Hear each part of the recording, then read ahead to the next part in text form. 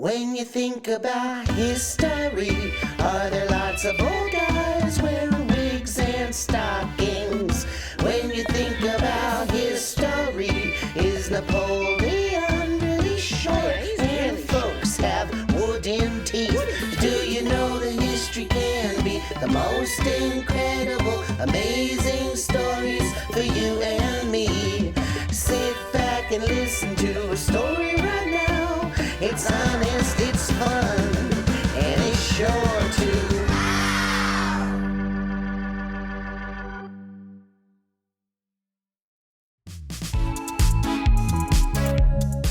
Hi, young historians.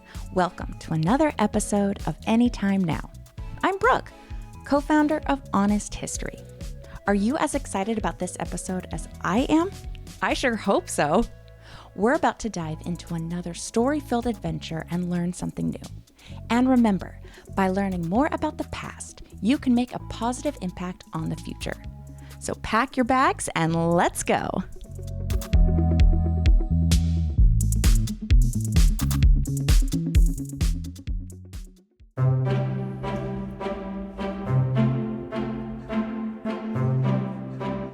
Most of you have probably worn roller skates before, right? Perhaps you've gone to a skating rink party or just skated down the street. Have you ever wondered where those roller skates came from? If you haven't, perhaps you are now, and you're about to find out. But curiously enough, roller skates come from the same source as a few other inventions you might be familiar with. The same person who invented roller skates also invented the modern wheelchair, a very special piano, and various mechanical gadgets and gizmos that can be found in museums and castles and palaces the world over. Impressed yet? Yet of all the inventions this particular man made, the one that never really took off in his time was his roller skates, and not for want of trying. But let's get to the story, shall we? The story of John Joseph Merlin. Let's go back to London, 1773. If you were to ask around the neighborhood of Marylebone for John Joseph Merlin, you'd find more than a few passerbys willing to point you in the right direction. Why, he's at James Cox's museum, you'd be told, or he's that eccentric mechanic over at the Cox Museum. And sure enough, that is indeed where Merlin first found himself upon settling into London. Merlin had a way with the mechanical, and this was a time when the mechanical were on the rise. While today you may be familiar with robots, back then the groundwork for robots was being laid thanks in part to people like Merlin and James Cox. By selling mechanical birds and clocks and little robot chariots to China and around London, Merlin was able to make a name for himself. But it isn't enough, Merlin said, wishing to do something more than assist Cox in building a giant peacock clock built of 3 life-size mechanical peacocks, which can still be seen to this day should you find yourself in St. Petersburg, Russia. Rather than stay put, Merlin spotted for himself a quaint little storefront at 11 Princess Street, Hanover Square. This little storefront would become Merlin's Mechanical Museum. When the museum opened in 1783, Merlin was ready for business. He was eager to bring in customers. Even on his days off, you could find Merlin cooking up a plan. On Sundays, when the museum was closed, he often drove himself to Hyde Park for some casual self-promotion. "Friends, countryfolk," he called from his mechanical chariot. While most chariots required the driver to sit on the outside and lightly whip the horse, Merlin sat on the inside, a mechanical whip nudging his favorite horse on circles around the park. He had even attached a dial to the chariot that told him how far he traveled. "Come one, come all, for just 3 shillings you can see the mechanical wonders of London. It's a most wonderful display of human ingenuity, watches and clocks fixed also." It didn't take much convincing. While the more serious passerbys dismissed him as an eccentric quack, the curious minds followed Merlin to his mechanical museum the next day. The museum didn't open until 11, but he invited guests in just shy of the hour. Come in, Merlin called. "Come make yourselves comfortable, have a seat. If you'd like tea, it's another shilling, please and thank you." Inviting the gathered to sit around the tea table, Merlin proceeded to fill all their cups, without using his hands. "Behold my fantastic tea table," Merlin said, as mechanical arms poured pots of tea without spilling a drop. The oohs and ahs bouncing around the room as visitors began to wonder just what else this man was capable of. There were mechanical silver snakes on the mantel, birds sitting upon the window, clocks dotting the walls, and just as the clock struck 11, one after another burst open, birds emerging with a chorus of croaks and tweets. The crowd, startled at first, erupted into applause as they sipped their tea. "What a marvel," a woman said to her friend. "Well worth the 3 shillings, her friend responded.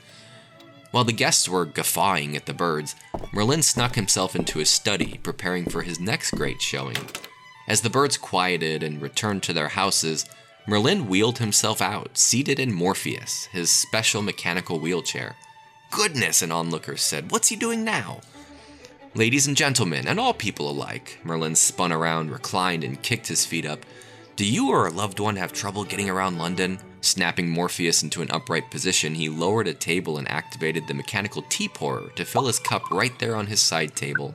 More oohs and ahs reminded Merlin that he was doing quite a good job with his audience. He took a sip of tea, still too hot, but he swallowed it nonetheless, and rose to his feet, bowing as the applause grew louder. Now, we're just getting started," Merlin said, guiding his guests to his outdoor garden. "Do mind the bat," he said as a bat dropped from an overhang hanging upside down. Merlin laughed off the reaction his guests began to realize. The bat was silver, his eyes a glowing white.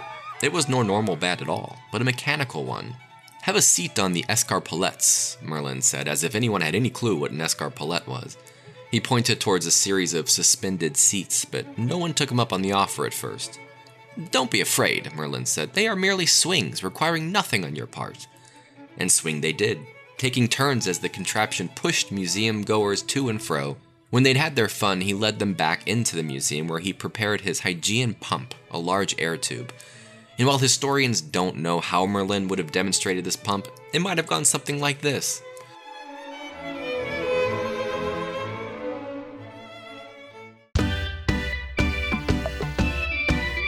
Hi friends, are you enjoying today's episode?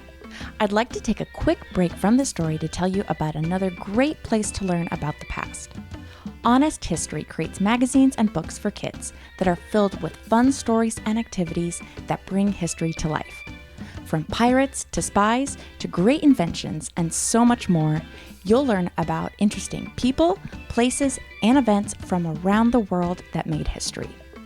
Created for kids ages 6 through 12, you can sign up and receive new adventures delivered straight to your doorstep every quarter. Just visit honesthistory.co.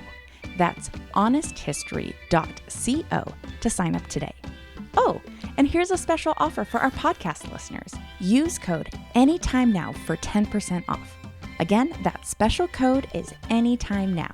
Okay, let's get back to the story.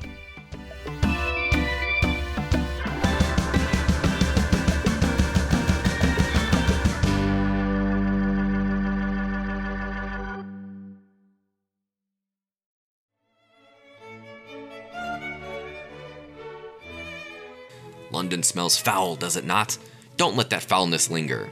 He made a fart sound behind his hand and procured a rotten cabbage head. A snicker or two, little more, but then the group covered their noses, waving away the foul air. "Smelly, isn't it?" Merlin said. "One moment, please." Merlin activated the pump. It sucked in the surrounding air with such a force that a few patrons clung to their wigs, and then the air was gone. "Breathe deep," Merlin said. With hesitation, the museum goers dropped their hands and breathed in the crisp air, nodding to each other. "Like new," one guest said. "Oh, I don't smell a thing." As Merlin wrapped up his tour for the day, allowing guests to peruse at their leisure, he began to prepare for his night. While running a museum was a full-time responsibility, Merlin was something of a workaholic, and rather than kick back and enjoy his night, he turned his party-hardy habits into an opportunity. He already had his outfit picked out too. A bright red suit jacket that would stand out from any crowd, even the crowd at Miss Cornely's notorious masquerades at Carlisle House in Soho Square. Merlin was a regular at such parties. He rolled with the eccentrics about London, and few gatherings got rowdier than Carlisle House on a Friday night. Why, just last Friday he dressed up as Cupid, firing darts at the various guests and bidding them fall in love. The week before that, he showed up as the goddess of fortune, telling everyone's futures. And the week before that, he wowed guests from his mechanical wheelchair, pretending to be a quack doctor selling tonics and potions to cure even the most ridiculous ailment. But this time, he had something else in mind. No matter what Merlin created, from pianos to scales, he just couldn't get the public to see the magic in his roller skates. To him, few things were more whimsical than strapping his skates on and going for a foray through Hyde Park. This time, he would go to Carlisle House as his best self, red suit and skates, fiddling away on his violin. As museum goers filtered out, one man stopped to compliment Merlin personally. "Reverend William McRitchie, pleasure to meet you," the man said. "I must say, the mechanical powers on display here are the greatest perfection, Mr. Merlin." "Thank you, Reverend," Merlin said, his heart aflutter with the kind words. As the door shut behind the Reverend, Merlin helped himself to the leftover tea at his tea table, fixed himself the lunch he needed to make his evening a positive one, and prepared his red suit, his powdered wig, his skates, and his violin. That night, Merlin prepared his mechanical chariot, the late London crowd ogling at this strange vehicle. He placed his violin and his skates next to him on the seat, strapped his horse up to the front, and set off down Princess Street toward Carlisle House. "Tonight's the night," he told himself, glancing at his skates. As the chariot pulled up to Carlisle House, he checked the dial on the vehicle. 32 total miles he traveled in his chariot. The staff nodded and waved, familiar with Merlin and his generosity. He tipped well, giving most of his museum profit for the safekeeping of his goods. The doorman opened the door to Carlisle House and announced, "Mr. John Joseph Merlin." Everyone turned, expecting Cupid, the goddess of fortune, or Dr. Morpheus, but their gaze lingered as they tried to place what exactly Merlin was dressed up as this time. Has he come as himself? How disappointing. Merlin seated himself at the bench in the foyer and fastened on his skates. The crowd watched, muttering curiously to themselves. Merlin perched the violin on his shoulder and struck his first note. The mutters grew in excitement. "What's he doing now? He's mad, that man." "Announce me again," Merlin muttered to the doorman, slipping him a shilling. "Mr. John Joseph Merlin." Merlin took his cue, rising to his feet, stabilizing himself, and setting out across the polished wood floor. It made for a much smoother ride than the cracked and blocky cobblestones of Princess Street and Hyde Park. He fiddled away, showcasing how talented a musician he was. Costumed guests applauded, hooted, and hollered, and Merlin's confidence swelled. This was going quite well. He held the gaze of the entire masquerade. He'd never had that before, even when he was Cupid. He gained speed, zipping through the crowded halls and rooms of Carlisle House. It was then that Merlin realized he had a problem.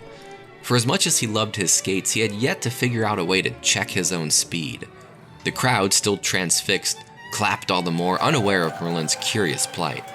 With options limited, Merlin took an ill-fated turn, crashing into a particularly valuable mirror. The glass smashed in, shattered all over the parlor. His violin smashed to pieces, splintering alongside the glass. In the silence of the masquerade, Merlin groaned from the ground. He was cut up badly, bruised all over, his ankle twisted, his breathing stunted. "Is he dead?" one guest asked from afar as a few others stepped gingerly towards Merlin, crunching through the glass. Merlin was not, in fact, dead. He was very much alive, but this was not part of his show. As he returned home and was attended to by a doctor, he realized then, more than ever before, why his skates had not become as popular as he wanted them to be. For the next century and then some, skates never took off. Bicycles remained the most used wheeled devices. You could say that this was one of the many inventions Merlin made that was just too far ahead of his time. But Merlin would be quite pleased to know just how many people use them today, and how few crash through mirrors at parties while wearing them.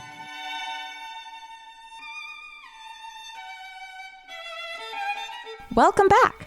What did you think of today's adventure? We hope you learned something new.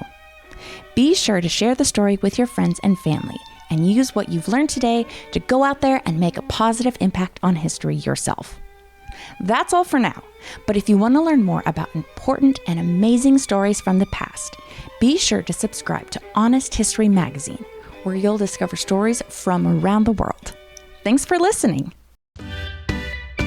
This episode was written and narrated by Josh Sippie. Production was led by Robot Pirate Media. To learn more about Honest History, visit us at honesthistory.co and follow along for updates on social media.